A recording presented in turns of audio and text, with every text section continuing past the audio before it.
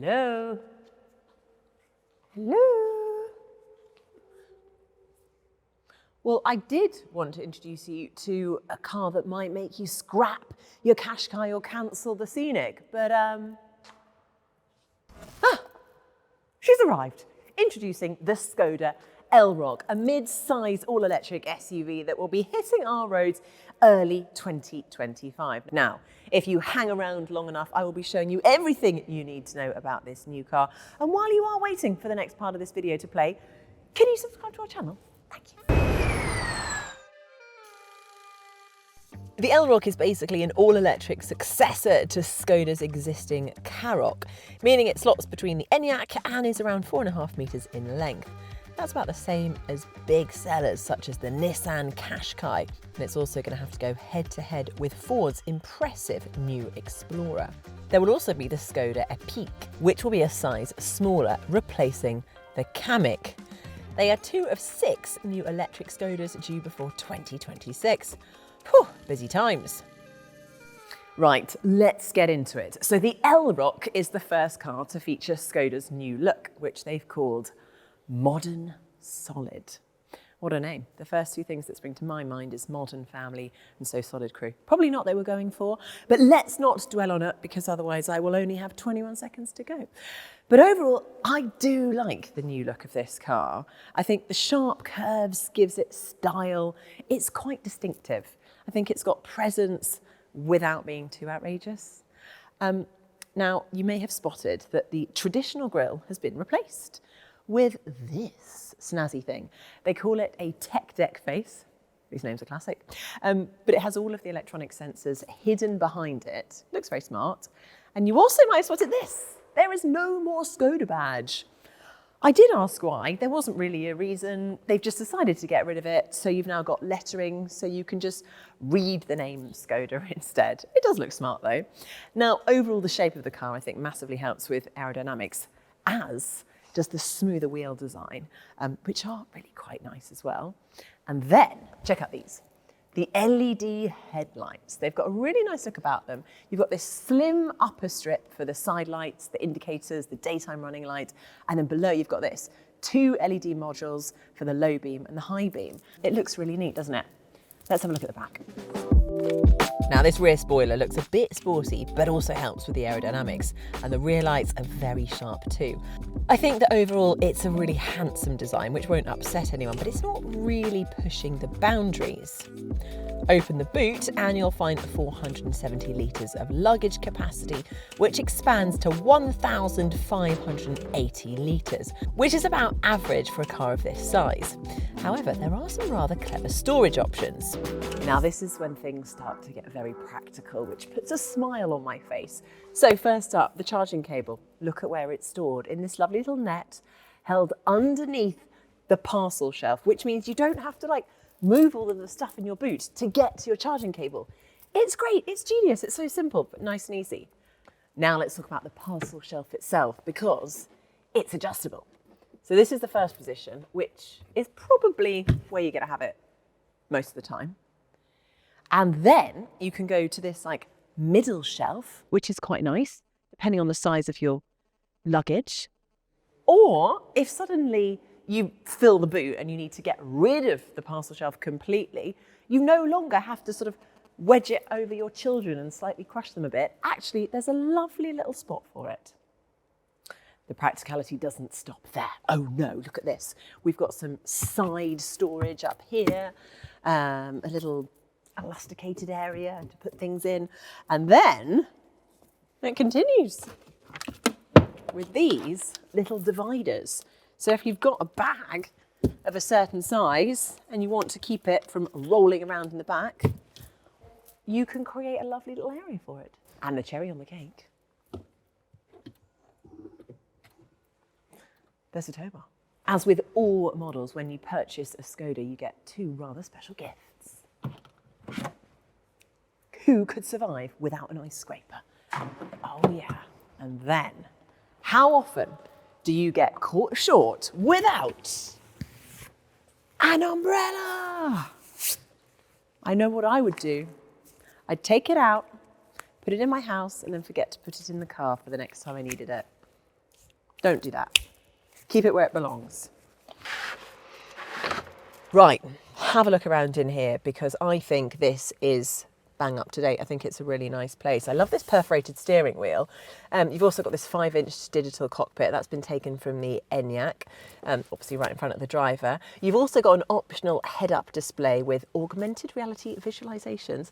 That basically means it's going to point arrows to show you when to turn and where to go. Then you've got this. So the central display infotainment system is 13 inches, and I think it's actually better than most VW Group systems because it's got these really nice buttons here and here. It's a toolbar, which basically means that anything you need to go to quickly, it's intuitive, it's there at the touch of a button, so it's really easy to use. I like that. And for the traditionalists amongst us, there are some physical buttons. Oh, another thing worth mentioning, some detailing down here. Where you do the wireless charging, you've got these little grooves. Why, I hear you ask? Well, I don't know about you, but when I charge my phone wirelessly, it gets hot. It gets very, very hot. So those grooves allow the air to flow and keep it cool. Very clever. And then the other thing is there's lots of storage, including we've got a triple stack.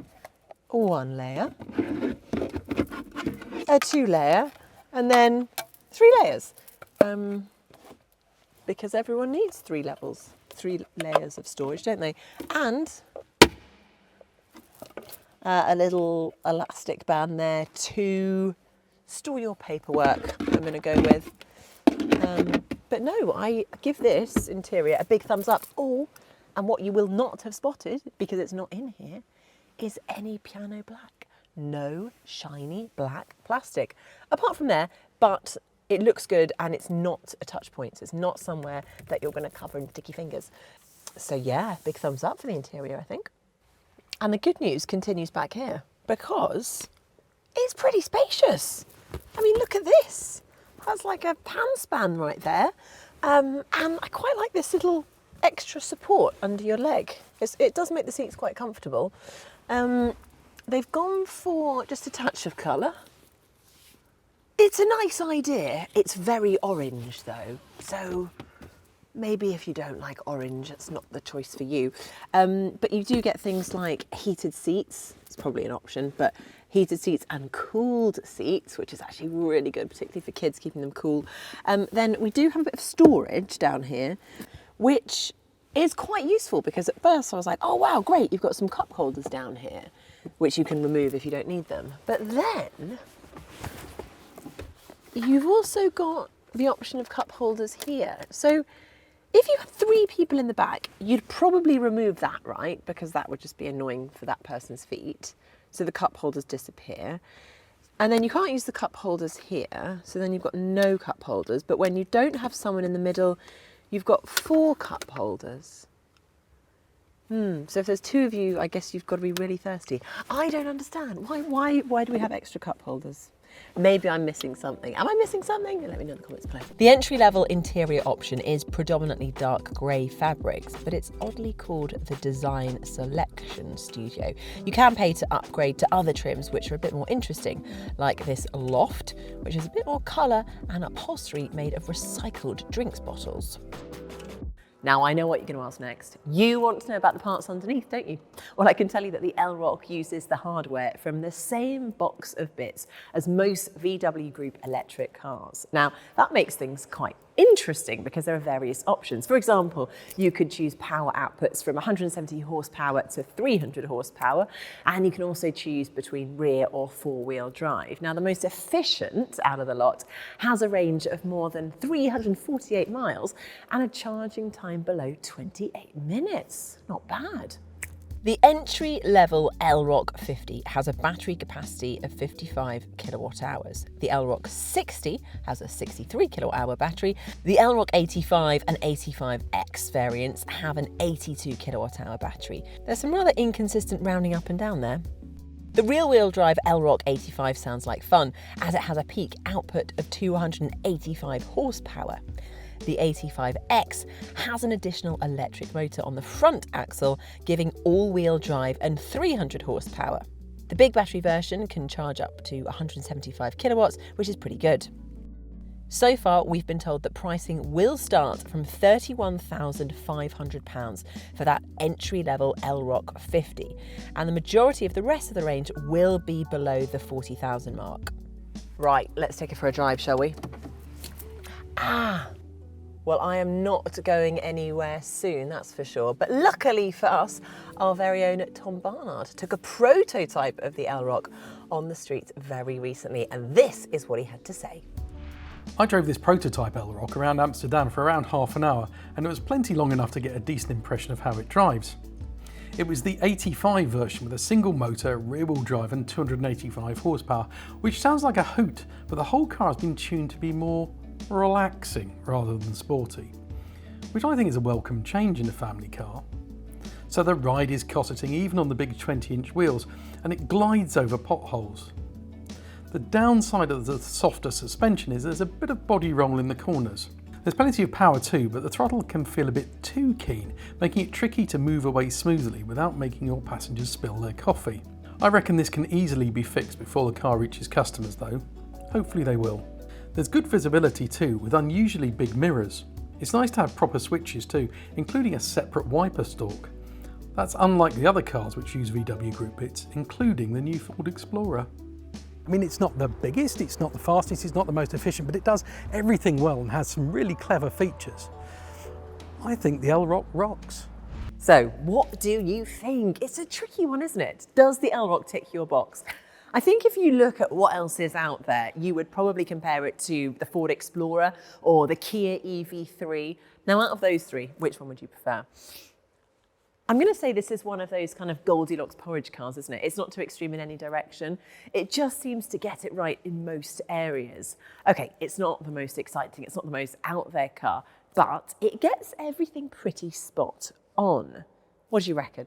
Let me know in the comments below because I'd love to hear what you think.